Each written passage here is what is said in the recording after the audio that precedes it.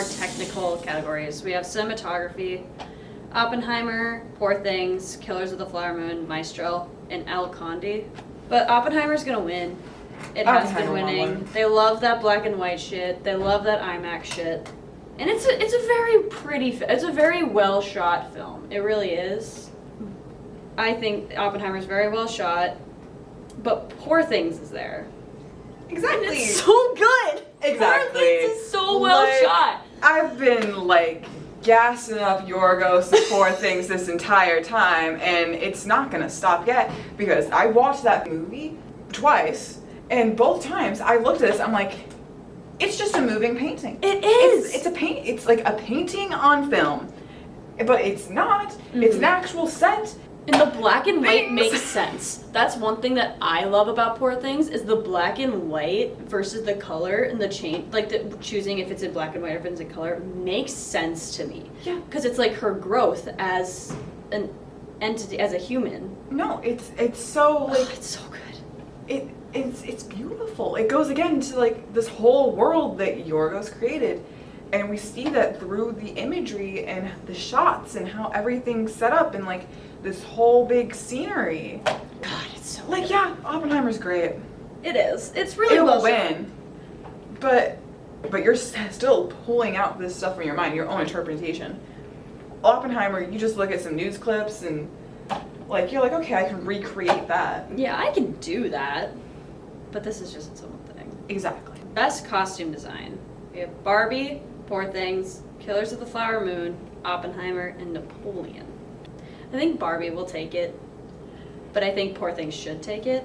But I do like Barbie's costuming. They really helped each performance have its own character. So I wouldn't be mad if it won, because it probably will.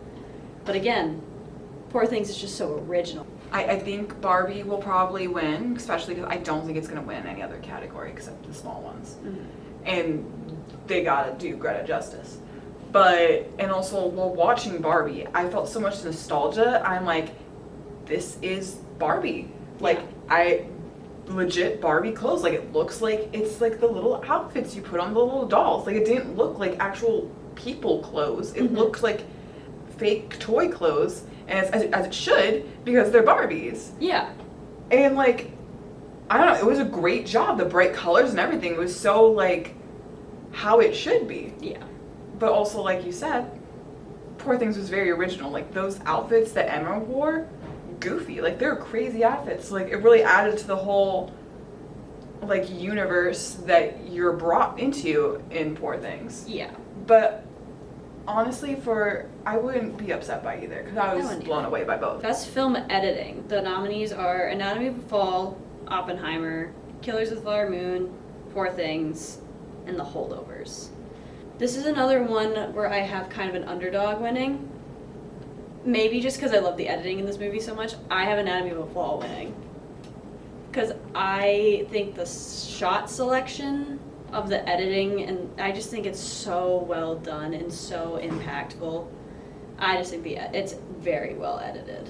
I think Oppenheimer will win, and honestly, I think it deserves to win. That's fair. Like the whole like visionary sequence where you got like, I don't even know what the hell's going on, like the atom sparks and then like his whole planning and all that, like the fast shots to like get the tension and like, oh, here we are, we're moving, and like you said, the whole black and white sequences and the color sequences. Makeup and hairstyling we don't have to talk about for very long. It's Maestro, Poor Things, Oppenheimer, Society of the Snow, and Golda. I wouldn't be mad if Maestro took this one, actually. I don't know these movies. I'll just make quick points, and if you want, you can. I think I would be mad if Maestro won this one because they really transformed Bradley Cooper. And I think it will win. I think Poor Things goes back to the whole spiel of the costuming. It was just as vibrant and brought you into the world and like really made you realize Yorgos's vision for the film. Best production design is Barbie, Poor Things, Oppenheimer, Killers of the Flower Moon, and Napoleon. I have very similar thoughts to production design that I do costumes, where I would not be mad at Barbie or Poor Things winning because Barbie really like encapsulates that world. I think Barbie will win, But if I were I would pick Poor Things. With Barbie, it goes back to the whole nostalgia where like the Barbie dream houses that they live in literally look like the Barbie dream house I owned in elementary school. Mm. And the whole like beach where it was like fake, like a toy beach, like that whole like just idea that like these are toys with lives but they're still living in a toy like land. Mm-hmm. Poor Things was amazing. And just the whole idea of transforming literally our world into something that it's not, and more artistic and like colorful and vibrant. Yet again, I really don't know which one will win, and I wouldn't be mad by either one of them winning. I think they fucked up on Best Score, but we'll get into that. The nominees are Oppenheimer, Killers of the Flower Moon, Poor Things, American Fiction, and Indiana Jones and the Dial of Destiny. I love John Williams as much as the next person, but what the fuck? I think it will be Oppenheimer. I do too. He's won everything so far. Once again, Poor Things was great, but Oppenheimer was also great too. Yeah, I'm 100% for Oppenheimer winning this. I think the score is so well done and just really carries you through, especially like in the first act when you're moving so fast throughout so much of his life. The score really helps to carry through. No, that. for sure. But also for Poor Things, it's weird. It's out there. Like the whole dance scene on the boat, that music with the drums and the odd beats, and even during the title card sequences with that like screech of the violin and everything. Yeah.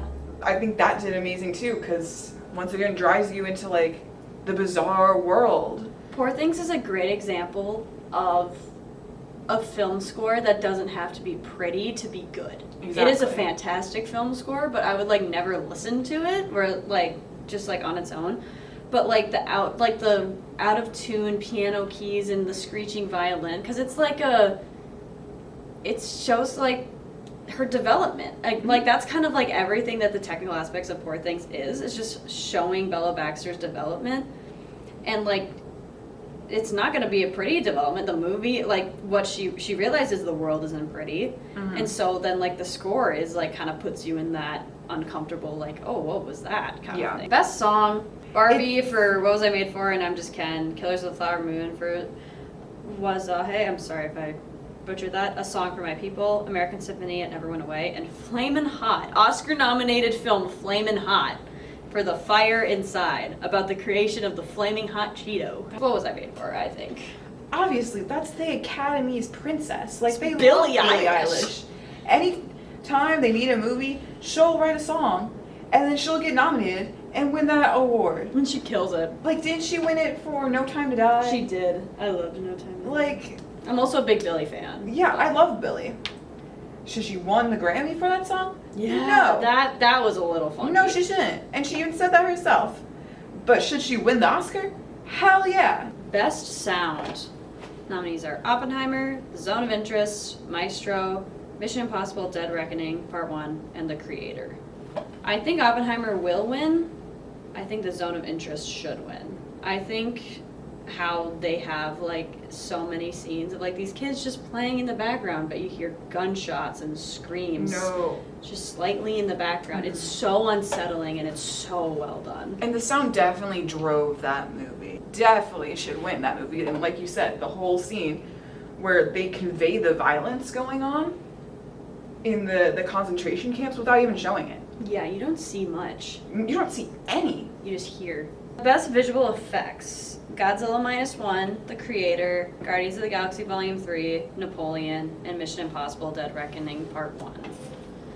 I think Godzilla -1 will win, and I think it should win. I mean, seeing that movie, but I 100% agree with you, Erin. It's just beautiful. It really is. And And so I- is The Creator, but Yeah, and I support Godzilla. we love a Not Godzilla. maybe not him the monster, but the movie, yes. Best Animated Feature, Boy and the Heron, Spider-Man Across the Spider-Verse, Elemental, Nimona, and Robot Dreams. It's the battle between Spider-Man and Miyazaki. And I hope they give it to Miyazaki, personally. I agree, because didn't the first Spider-Man already win it? Yeah. Like, it's nothing good that the first one won it, because it deserved it, because the animation in that's crazy. Mhm. Love it. But it's the same as the first one. So therefore, give it to The Boy and the Heron. And I'm a huge fan of Across the Spider-Verse. I fucking love that movie.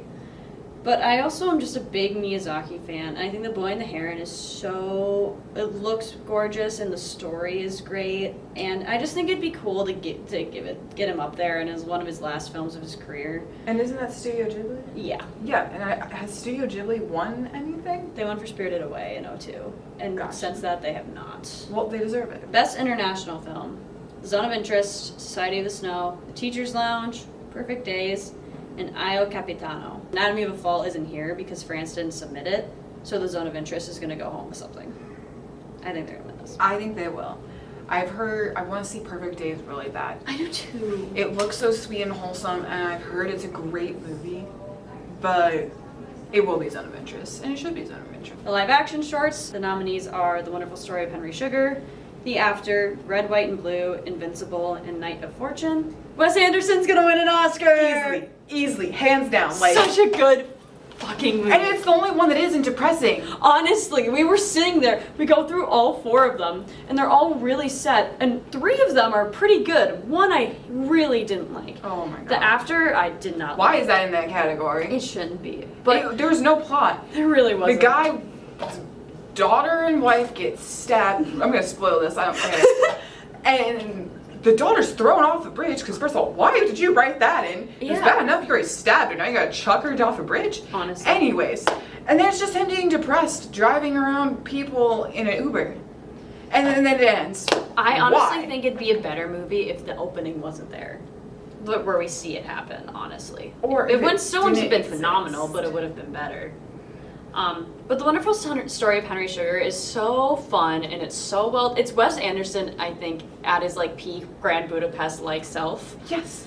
And as I said, Wes Anderson and Ronald Dahl, best combination you could Honestly. ever have. They are, and it's just like, and just the moving parts of it. It's just it feels like you're just watching like a consistent take, like a moving play. Exactly. That's And exactly what I was it's gonna say. so It's a cool. moving play.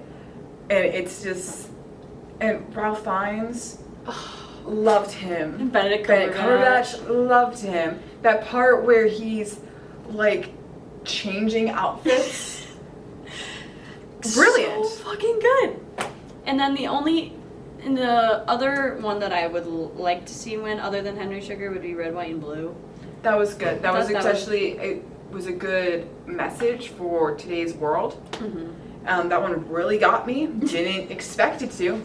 Yeah. But I don't think any of them had a chance to compare to Henry Sugar. No. And they shouldn't, because Wes Anderson deserves an Oscar, He does. and he will get it. Yeah, like And you he's wanna just winning talk Oscar. about someone that creates worlds. This man does it the best. He does. So vibrant, so beautiful. Like it's just he throws you in there into like the weird, quirky madness of his mind, and it works. Our letterboxes will be in the bio. It'll have more in-depth reviews on certain movies and lists and stuff. So if you want more in-depth thoughts, I will be posting the Best Picture nominees ranking list on my letterbox. I think you have one too, or maybe. Tune in on the Oscars, March 10th. It's coming Sunday, and yeah. Yeah. I don't know if you want to say anything. I have nothing to say, Erin, actually. Just, I hope that fucking Oppenheimer does not win everything. That's all I gotta say. And justice Like- for Charles Melton. Literally. Like, Oppenheimer can, steal the show with everything. Just don't get adapted screenplay. Please. I will Please, definitely be please. filming this one during adapted screenplay. Yes. Because if it wins. I will lose it like I lost it when Lana did not get the album of the year. Yeah. Like, It'll be your next Lana. it will. It will be your Lana moment.